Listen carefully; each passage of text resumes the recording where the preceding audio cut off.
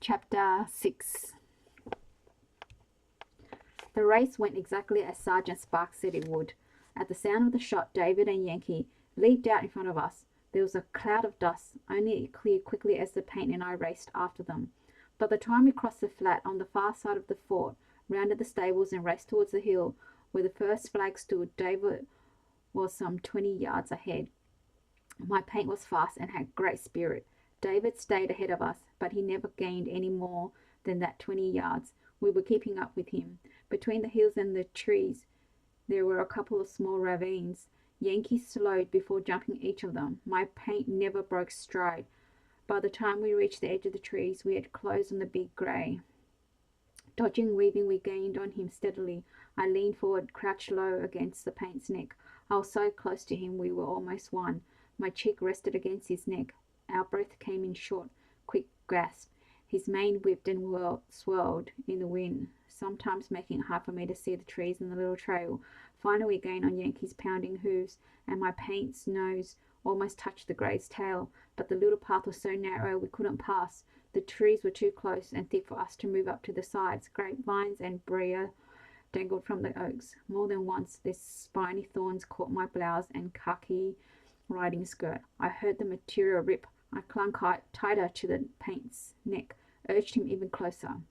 My horse bumped into the back of the grey once, then a second time. David glanced over his shoulder. He glared at me, and his angry blue eyes seemed to cut into me. I only smiled. Ahead there was a place where the path split, and the circle on both sides of a huge brush pile. It didn't matter which path David and Yankee picked. Since I'd walked the trail with Sergeant Sparks, I knew they were both pretty much the same. Now was my big chance. David took the left path. I kicked my paint hard. He surged forward, carried me around the right side of the brush. On the other side of the dead trees, I could hear Yankee popping and cracking through the small limbs. I kicked the paint again. At the far side of the brush pile, the paths came together again. From the corner of my eye, I could see David. We moved stride for stride. I was no longer behind him, but I wasn't ahead either. We were side by side as we charged towards where the two paths would meet. I shoved the reins forward on the paint's neck and kicked him again. Then, holding tight to the saddle, I braced for the crash that I knew was coming. At the last second, David pulled up. His grey bumped into the back of my paint. We stumbled, but the paint kept his feet. My leg bumped against a small tree on the side of the path. I winced at the sharp pain, but kept going. We were ahead at last. There were 5 or 6 jumps along the path, tree limbs, 2 white cross fences, and some hedges that had been planted to challenge the soldiers who used this trail to practice their riding skills. With each jump, David and Yankee fell a bit more behind, but as we neared the far edge of the trees and the last jump, they were no more than 20 yards or so away from us. I remember Sergeant Sparks' words. You'll have to be 100 yards or so ahead when you come out of the trees and onto the parade grounds. Here's what I want you to do. My paint slowed as we got close to the big log that stretched across the path. His ears perked forward. I let him slow down, let him remember how we had practiced this very jump 3 times earlier that morning. He took the jump. I kept my cheek against his neck. My fingernails dug into the leather saddle as I braced for the downhill landing. Despite every instinct that made me want to lean back, I stayed down on his neck until we cleared the low-hanging limbs and raced up the creek bank on the far side. At the crest of the bank, I pulled the paint to a stop. I looked back and did exactly what Sergeant Sparks had told me to do. Hurry up, little boy, I screamed at the top of my lungs. You ride like an old squaw. David was almost to the log. His fury at my words curled his lips to a sneer. He kicked the grey so hard in the sides it looked like he might have knocked the air from the magnificent animal. Only Yankee was a better horse than Sergeant Sparks, or I had given him credit for. He didn't refuse the jump. He didn't slide to a stop and send David flying over his neck and head as we had imagined. Instead, he obeyed the boy's command. He jumped.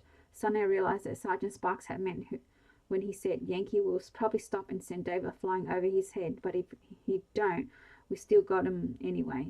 Yankee came flying over the log. All 4 legs were outstretched and locked for the downhill landing. David did what any rider would do when taking a downhill jump. He braced his hand against the horse's neck and leaned back. Yankee made the jump. David did. David didn't. The low-hanging tree limb that dangled over the path hit him square in the chest. There was a loud crack sound, the sound of wood breaking. Then came a startled woof, then a splash. For a second I thought the boy was dead. He'd hit the tree limb with such force it snapped clean. He and the limb landed flat in the bottom of the creek. A huge wall of water and mud shot up. I strained my eyes trying to see him. I couldn't. Right then I felt almost guilty for what Sergeant Sparks and I had done. What if David were really injured? What if? The water and mud cleared. When the tree limbs cradled in his arms, David sat up. His eyes were crossed. For a second they kind of rolled around in his head before they came to focus on me. And when I saw that look in his eyes, I no longer worried whether I'd hurt him. I was no longer worried whether I would win the race or not. Suddenly, when I saw his eyes, I had this strange feeling that if he ever got up from the bottom of that creek and got his hands on me, I yanked the paint's head around and spun him towards the edge of the trees. Behind me, I could hear the boy struggling to his feet. I heard him call for his horse. I never rode so hard in my whole life. I wasn't riding to win a race. Not now. Now I was riding for my very life. That half-crazed Comanche was going to kill me. My only chance was get to Mother and Sergeant Sparks before he caught me. I was afraid to look back, but I couldn't help myself. He and the grey broke from the trees behind me. There was a good 100 yards or so. Yankee's feet gobbled up the ground in huge strides. I could hear the thunderous pounding of the horse's mighty hooves. A little squeal just sort of popped out of my throat. I kicked the paint harder. In the distance I could hear the people cheering and yelling. I heard the reins on either side of the paint's neck. The wind barely touched me as I leaned forward and kicked him again and again. As I drew nearer to the huge crowd at the finish line, their cheers and yells rose like a solid wall of noise. It was deafening. I didn't see the people. I didn't listen to their cheers. My eyes focused on the finish line. There was safety there. There was Mother and there was a sergeant who would protect me. There was David just a few yards from the finish line. He and the big grey stallion drew alongside us. As we got across the line, my paint's nose was not even with the grey shoulder. David won.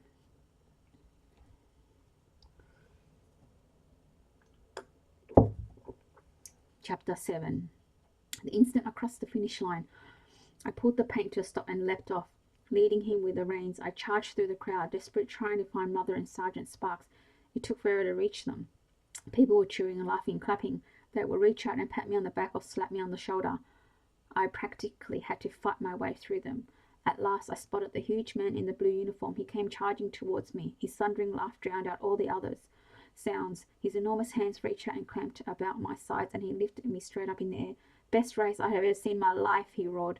You come on one of beating them. Best race I've ever seen. He hugged me against his chest so hard my eyes nearly popped out. I wrapped my arms around his thick neck, enjoying his happiness and feeling the safety of being with him. His laughter rumbled in my ears, and he hugged me even tighter. Besides us, I could see Mother. She smiled, but there was worry in her eyes. She reached up and patted my arms. Are you all right, dear? She asked, frowning at the ribs where the thick brush had torn my riding skirt. You're not hurt, are you? I smiled at her. I'm fine. Sergeant Sparks put me down. People kept coming up to say things, to pat me on the shoulder. Others wanted to shake my hand or pet the paint horse. For the life of me, I couldn't understand it. Finally, Sergeant Sparks roared at everybody to step back and let my horse and me have some air. When the excitement settled, I looked up and tugged at the sleeve of his blue uniform. I lost, I said. Why is everybody so excited? With a jerk of his bald head, he motioned to the other side of the crowd. I could see a group of young soldiers. They were clumped about the boy in the big grey. As they moved about, congratulating him on his victory, I could see David. He was covered with mud from the creek. It had dried and matted his brown hair. A big scratch ran from the corner of his mouth up to the left ear. There were little cuts and scratches all around across his bare chest and arms from the tree limbs that knocked him from the Yankee's back. Boy looks like he's been in a fight with a bobcat. Sergeant Sparks chuckled. You gave him one heck of a race, Miss Guthridge. Darn near beat him. I shrugged. So? Sergeant Sparks smiled down at me. So, he repeated, ain't nobody ever done that before. David lived on the reservation with his folks until they died, and Mayor Lily sort of adopted him. Everybody around these parts know him and Yankee. He made a sweeping motion with his long arm. Most every soldier on this post and half the braves on the Indian reservation, most anybody who fancies himself a good rider has challenged Dave to some kind of race, ain't never been beat, not once.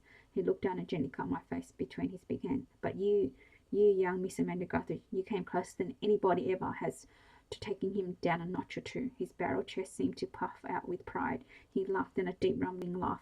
His smile seemed to stretch from ear to ear. He laughed so hard his bald head turned a bright shade of red. Finally he put a big hand on my shoulder. Your horse has worked up a pretty good lather. Let's get out of this crowd and go wipe him down. Colonel Stewart invited us to join him and his wife at their home for dinner. But since Sergeant Spark had asked Mother and me first, they did not appear the least insulted that we chose to eat with him. I felt great even though I lost the race. I had ridden well. I came close to beating David. That made me feel good. Sergeant Sparks liked me and he was proud of me. That made me feel good too. The only thing that worried me was the thought that David had said he might reconsider if it was a close race, but surely his pride wouldn't let him. With luck, I could be back in my room in Nob Hill within the week. Sergeant Sparks came for Mother and me about 6 o'clock. We rode in a small carriage to a long, narrow building just on the far side of the fort. He tied the horse and carriage to a hitching rail out front and helped us down. A line of men stood waiting outside the door. As we approached, they removed their blue hats and stepped out of our way. Inside there were 3 rows of tables and chairs. At the far end of these rows was a kitchen. The food smelled wonderful. I guess riding a race had given me more of an appetite than I'd imagined. The wooden tables were bare except for one of the far end near the kitchen. It was covered with a white tablecloth and fine dishes. Some men with yellow stripes on the arms of the uniforms, like Sergeant Sparks, stood waiting for us. They remained standing until Mother and I were seated, then joined us at the table. Sergeant Sparks introduced each to us. After that, a man with a white apron scurried from the kitchen and served our meal. The soldiers came from the line near our table with their food on small tin platters. They sat at the other tables and talked softly while they ate. The food, though not as fancy as the meal Mrs. Stewart had fixed, was excellent. Of course, the fact that I was so hungry didn't hurt the taste of chicken, mashed potatoes, and green beans either. We were almost finished eating when I noticed a sudden hush fall over the soldiers around us. The hush turned to an ominous silence, a silence that seemed to sweep across the mess hall like some giant wave rolling around the ocean. I turned. There at the open doorway to the mess hall was David Tortrey and Mare Lily. All eyes turned towards them as they closed the door and started towards our table. Straight and stiff as one of the soldiers standing at attention, David moved to the end of our table. He stopped and removed his cowboy hat. I couldn't help but notice how he sort of crunched it in his fist instead of sweeping it gently from his head. Mare Lily took his hat off too. There must have been well over 100 soldiers in the mess hall. Not a sound came from any of them.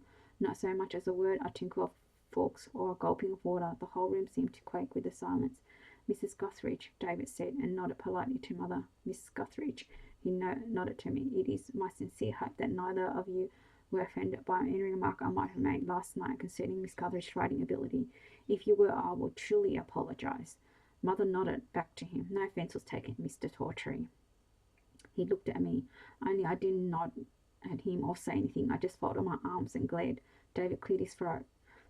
There was almost a pained look on his face when he spoke again. You are a good rider, Miss Guthridge. I only stared at him.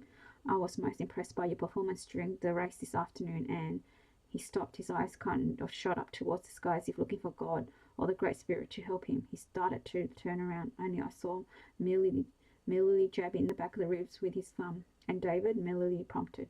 David took a deep breath. He wouldn't look at me. And Millie gouged him with his thumb once more. And David snapped, his eyes almost boring a hole in the floor beside me. I would be most honored to accompany the two of you on a search for the buffalo herd in Texas. My mouth fell open before I could speak. He spun around and crushed his hat down so hard on his head it was almost flat. He stormed halfway across the mess hall before Sergeant Sparks stood and called after him. David, he roared. The boy stopped, but he didn't turn around. Why don't you come join us for dinner? The cooks prepared a special meal for you. Slowly, an inch at a time, the boy turned around. Sergeant Sparks' smile seemed to jerk and bounce and dance across his face. He pointed a thumb towards the kitchen. The soldier in the white apron reached down behind the counter. He straightened and held something in his right hand. A big bird, black as the night sky, dangled from one leg. A roar of laughter shook the mess hall. Soldiers pounded the tables with their fists. One man fell out of his chair. Sergeant Sparks doubled over, holding his stomach. Even Mare Lily laughed. I leaned over. What is it, Mother? I whispered in her ear. A crow. I frowned, barely able to hear above the roaring laughter. I don't get it, I whispered. What's so funny? Mother leaned very close to my ear so I could hear above the noise. You know, back home when somebody says something, then wishes he hadn't heard it, she explained. We have an expression for it, you know. We say somebody's put his foot in his mouth. I nodded. So? Mother smiled. Out there, the expression is eating crow. In other words, David bragged about your not being able to ride, and you almost beat him, so they fixed him crow for supper. A smile tugged at my lips. David started to say something. Instead, he reached up with both hands and pulled his hat down hard on his head. He had it so far down that the top of his ears flattened and stuck out under the brim. The roaring laughter followed him out the door and into the darkness. To me, it wasn't that funny. In fact, when I thought about what David had said, my smile quickly disappeared altogether. I would be most honored to accompany the two of you on a search for the buffalo herd in Texas. His words seemed to drum in my memory much, much louder than the laughter. Suddenly I didn't feel so good anymore. Not only had I lost the race, I had managed to lose it so well that now I still had to go to Texas. If only I'd known, I would have ridden backwards. I would have fallen off the paint and cried like a little baby. Things just weren't working out like they were supposed to. The light-hearted, happy feeling I had earlier was gone. Now I felt totally rotten.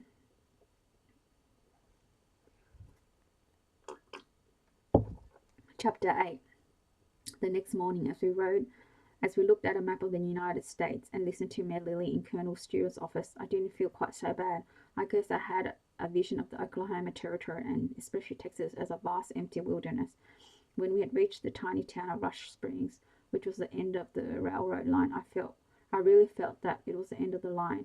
I had pictured us traveling in a freight wagon or on a horseback for weeks, even months, to get to the place in Texas called Kerrville, where the buffalo had last been seen. It would take even longer to drive them back to Pawnee in the Oklahoma Territory. What made me smile was that it was going to be like that. It wasn't going to be like that at all. According to the map, there were railroad lines all over the place.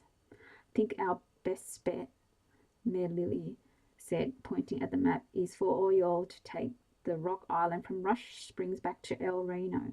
We'll have to switch trains and go east to connect with the Katy. There I'll head north to Omaha, and you will all go on down south to San Antonio. I've already sent message for 3 of my top hands to meet us at El Reno tomorrow. David moved up beside him. Charlie, Les, and he asked, and Pepper, the mayor answered, turning to Mother. He said, won't hurt to have a few extra hands with you. They're good men, honest and trustworthy. Mother nodded her agreement. Then she frowned. But Mayor Lily asked, 6 of us going to be enough to herd the buffalo back to your ranch? Mayor Lily sort of laughed. David smiled at Mother. When his eyes met mine, the corners of his mouth drooped. You don't herd buffalo, ma'am, he said flatly. Mother gave a little jerk. But, she stammered. David's right, Mayor Lily assured her. Buffalo aren't like cattle, Miss Guthrie. You don't round them up and herd them 15, 20 miles a day. They're wild animals. Riders and horses come up on them. They either stampede or turn and fight. Usually stampede, David jumped in. They take off like lightnings, and most times headed where you don't want the darn things to go. Then you gotta race along them, either trying to turn them or hoping they don't turn on you. Mother blinked. She tried to make herself look calm, but I could tell she was confused. If we can't herd them or drive them like cattle, Mother tilted her to her side, then how will we get them back to your ranch? Railroad, Mayor Lily said, tapping the end of his stick on the map. In San Antonio or Kerrville, we'll have to hire an extra hands, buy lumber, and arrange for wagons and drivers. Once you find the herd, David will take a good hard look at the lay of the land and figure out where they will run once they get started. Then you have to build a solid open-mouthed corral and try to chase the herd into it. When you get that done, you crate them up and haul them back on the wagons to the nearest railhead, load them on stock cars, and run them back up to the ranch at Pawnee. Mother shook her head weakly. She felt for the chair behind her and sank into it. It all sounds so quick and easy. She sort of breathed the words instead of saying them. Then a meek smile came to her face. I'm sorry, she confessed. I guess I've read too many stories about the early cattle drives. I had this romantic vision of herding the buffalo to the Oklahoma Territory. You know, days spent riding the ranch and nights sleeping under the starry skies. I'm sorry, Miss Guthridge, Mayor Lily apologized, but there ain't nothing romantic about a cattle drive. He cleared his throat with a serious look on his face and pulled up a chair and sat down in front of Mother. I'm sorry, he said again. So many people from the East or out in California have the same vision about cattle drives in Texas. Things aren't like that anymore. Civilization has finally reached us, even out here on the prairie. Cattle drives are a thing of the past. They were romanticized by the dime novels and by the newspapers. In reality, they were nothing but months of hard, dirty work. You will have the opportunity to spend nights under the starry sky, as you put it. It will take time to find the herd and time for the men to build the corral. He left his chair for a moment and drew our attention back to the map. San Antonio has rail service. There are even a few of them, those automobiles things running up and down the street. There's a spur line planned for Kerrville, but it's not under construction yet. He traced a big circle on the map with his finger. This area on the Guadalupe River is in the hill country. There are no hotels and very few houses. In fact, there ain't much of anything except deer, turkey, bobcat, and mountain lion. The only towns around, he jabbed a finger at the paper, Kerrville, Yuval, El Dorado, They're little towns, but they're still as wild and rough as any Texas town you might have read about in your dime novels. You'd all do well to stay away from them as much as possible. Mayor Lily glanced over his shoulder, making sure David was listening. He took a deep breath. He sat down again in the chair in front of Mother. He took her hands and looked her straight in the eye. It is wild country, Mrs. Guthridge. And any time you work with buffalo, you're taking your life in your hands. It's hard, dangerous, dirty work. There is nothing adventurous or romantic about it. Now, if you've changed your mind, if you decided not to go, he stopped, giving Mother a moment to think over what he had said. I held my breath and waited. Finally, Mother sighed. She smiled at Melody. In my imagination, I had painted this beautiful picture of driving the buffalo across the prairie. It was a foolish and immature dream, but I still want to be part of helping to save the buffalo. I want to actually be there to help. It is a cause that warrants much more than joining an organization or simply setting money to finance the endeavor. I have to be part of it. Why? Her voice kind of trailed off. She shrugged. Why? I'm not quite sure. I only know that I can't stay here or go back home and wait. She patted Mary Lily's hand with as much grace and calm as she could muster. Mother stood up from her chair and held her shoulders back. Amanda and I will go with David and try to help. If we get in the way, we'll step aside and let him do what has to be done, but I have to be there. I quit holding my breath, the air whooshing out of me like the wind blowing like a bustled balloon. Mary Lily nodded. David shrugged. I pouted.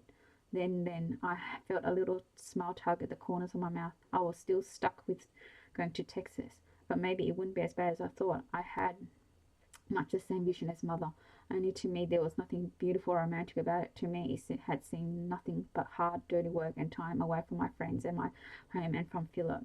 Now, instead of being stuck for months and months, we're talking about a week or so.